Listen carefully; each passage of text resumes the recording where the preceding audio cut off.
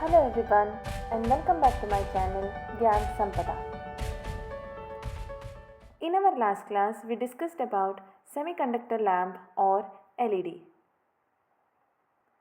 And today we are going to continue with another kind of semiconductor device which is widely used, that is a photocell. So clearly from the word we can understand photo is related to photon and cell is a device where energy conversion takes place. And in our today's class we will be discussing about the circuit symbol of photocell, the principle as well as how the operation takes place, different types of photocells, its detailed explanation with diagram as well as significance. So finally we will conclude with the advantages and disadvantages of photocell. So let's get started with our today's class on photocell. So as I already told you, photo is related to photons, that is quantum of light, whereas an electrical cell is generally which converts chemical energy into electrical energy. So how a photocell is different from electrical cell, let us study in today's class. So basically photocells are the semiconductors that are light detectors, and it looks something like this. So in detail about the components we will be studying in today's class itself, and they are essentially light dependent resistors, as they have an output that is proportional to the amount of light which falls upon them. And just because of this effect they are known as photoresistors or light dependent resistors, in short LDR. And this is the circuit symbol of photocell, where the arrow mark represents the photons which are incident on the cell, and this is the representation of resistor. So totally it is nothing but a light dependent resistor. The same detail you can observe here in this diagram. And now moving on to its operation or working. So here basically the photocells convert light energy into electrical energy. When there is no light, then they have a very high resistance that may be of the range of millions of ohms. Whereas in contrast, when light is present, their resistance gets lowered greatly to a few hundred ohms itself. And this allows more current to flow inside the circuit, because resistance is less means it facilitates the flow of charges, that is nothing but more current is observed to be flowing. And here in this diagram we can observe the different parts of a photocell. It consists of electrodes and a clear coating over the entire top surface, so that whatever photons are incident will be passing into the cell, and it has a photoconductive material over the top surface which is responsible for passage of photons through the circuit. And these are the contacts, and outer material is made up of ceramic. So once we know about the operation, next let us move on to the significance of photocell. The most important and basic significance is they may be used with either alternating current or direct current. So the nature of direct current and alternating we can observe here. So in direct current we observe current and voltage, they are maintained in one direction itself, whereas in alternating current the magnitude changes continuously, whereas the direction changes periodically. And photocells can be used in both the cases, so that helps in different parts of applications. Moving to its construction, photocells are small in size and also they are inexpensive. They are highly durable, and their versatility allows them to detect all kinds of light in all kinds of conditions.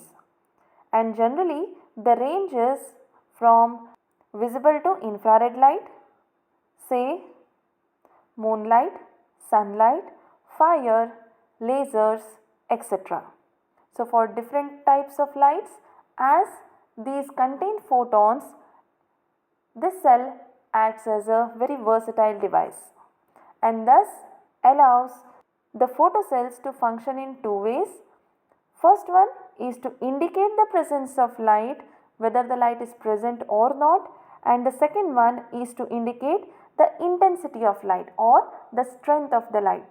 So in both the cases, photocells can be used, and these are the very important significance of photocell, which makes it separate from other semiconductor devices and highly important for application purposes in different fields. And next, let us understand about different types of photocells. So clearly photocells are available in different types. First one is a photovoltaic cell. Their main function is to change the energy from solar to electrical. That is nothing but a solar panel, where we observe sunlight is being converted into electrical energy, which is useful for household purposes as well as in large scale for commercial purposes. So the construction of solar cell, especially the PN junction, what is the prime component of the solar cell, its construction and its working is already discussed in our previous classes, that can be obtained in playlist section. So thus we will not get into detail about solar panel. Here we just want to understand the types of photocell. So the next one is a charged coupled device, which is used by scientific community as these are very consistent and exact photosensors. When the charge generated by the photosensitive sensors can be used to examine a variety of things from galaxies to the minute things like molecules. Moving to the third type, that is photoresistor, what we call as LDR, are a kind of sensors whose resistivity can be reduced with sum of exposed light used in camera light meters as well as alarms. So how much amount of light the resistors get exposed, that much amount of resistivity goes on reducing. So both are inversely proportional. Next is a Golay cell, mainly used to sense IR radiation, that is infrared radiation. The construction of Golay cell is shown here, where it can detect IR radiation which is incident on this IR sensitive window, and the optically sensitive system is inside it. Moving to the fifth type, that is photomultiplier, a very sensitive sensor which can multiply the unclear light by almost 100 million times. So here we can observe if one photon is incident, it becomes doubled and again it is going to be multiple of it, so that finally the amplitude or the intensity is going to be very high.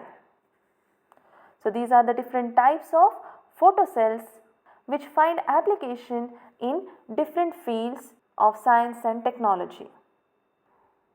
Now after knowing the types, let us understand the general working principle of a photocell. So basically the photocell works on the principle of photoelectric effect and converts light energy into electrical energy. Mainly the photocell consists of evacuated glass tube containing two electrodes, one is an emitter, another one is a collector. Here we can observe this is a evacuated glass chamber or glass tube. C is nothing but the cathode, that is nothing but the emitter, and A is nothing but the anode, that is a collector. So whatever radiation is there, it passes through the transparent glass tube, and as it is evacuated means it consists of vacuum. There is no extra collisions or any loss in the information, and all the radiation will be made in such a way that it is going to incident on the cathode itself. So this emitter is always kept at negative potential. Here we can observe it is connected to the negative side of the battery, and the collector is always at the positive potential. So anode is acting as positive side and cathode acts as a emitter, that is going to be at negative potential. So first, the radiation of certain frequency, which is generally more than threshold frequency of the given material of this cathode, which is generally a metal, is made incident on the emitter. So when the photons are incident on the metal, the energy from the photons is transferred or gets absorbed by the electrons present on the metal surface, and they get excited and they come out of the metal surface by gaining energy. So that itself is a photoelectric effect, where whenever a radiation of frequency greater than the threshold frequency is incident on any given metal surface, the electrons come out from the metal surface. So here we observe particle nature of light as well as matter. So clearly photoemission takes place, and the photoelectrons are going to be attracted to the collector, which is at positive potential with respect to emitter. So once the electrons are ejected from the metal surface, these will be accelerated towards the anode, because anode is at positive potential whereas electrons are negatively charged particles. So negative charges move towards the positive plate. And as the electrons are moving, we can say the current flows in the circuit, and that can be detected in this galvanometer, or it can be measured if we make use of a ammeter.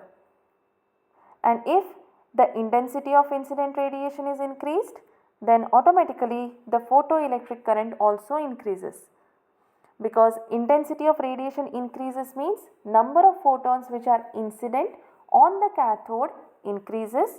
So more number of photons will emit more number of electrons from the cathode, and more number of electrons which are emitted will be accelerated towards the anode, which means finally the photoelectric current is going on increasing. So we can say photoelectric current depends on the intensity of incident radiation. And for the photoelectric effect to take place, main condition is the frequency of incident radiation should be greater than the threshold frequency. Threshold frequency is nothing but the minimum frequency required for the electrons to get emitted from the metal surface. So if the frequency is lesser than the threshold frequency, no electron emission takes place, nor there will be photocurrent. And this working principle is almost the basic working of all the types of photocell. Some variations will occur based on their applications. And finally, let us know about some of the advantages and disadvantages of photocell. So pros are nothing but advantages. First is these are energy saving, and they are responsible for reduced human intervention, because just based on the variation in the light, electric signals will be generated or cut off. So these we can observe especially in street lights, where you need not use any kind of a switch to on or off the street light, but once the darkness is there or sun sets, automatically the sensor, that is the photocell, gives the signal to light the lamp. Third one is easy installation, as well as it has a feature of long distance detection. These are durable as well as cost effective. So in general, if we explain, photocells only turn light when they are needed, which means they reduce the electricity consumption and also lowers the billing amount. And mainly these are renewable, as well as they require minimal power for operation. So in general, to summarize, energy saving, indirectly cost saving because reduces the excessive use of electricity, then reduced human intervention. So they provide a hands-free operation, automatically adjusting to daylight conditions without any kind of manual programming. Installation enhanced safety and security, simplicity, that is easy to install and use, and also they have a long lifespan with very low maintenance needs. The next, moving on to the cons, that is the disadvantages. So first disadvantage of photocell is to control ambient light, which includes lack of flexibility as they are dependent on natural light and cannot be programmed for specific schedules. So that gives rise to unpredictable operation. Moving to the second, it lacks motion detection. That is, the sensor can be tricked by shadows of trees or buildings or any other objects which may cause light to turn on or off prematurely. Next is about the power outage issues. So here there can be a slight delay in activation, deactivation based on the change in light levels. And next is the main one, that is sensitive to weather. So severe weather conditions like heavy rain, snow or fog can alter the light levels and affect the sensor's accuracy. And sometimes they may lead to potential, and sometimes there is also a potential for false alarms. And this one we have already discussed. So these are some of the advantages and disadvantages of photocells and some of the main details required for MSc level studies regarding photocell. So next class we will be dealing with another topic related to physics. Till then, stay tuned, study well, and thank you for watching.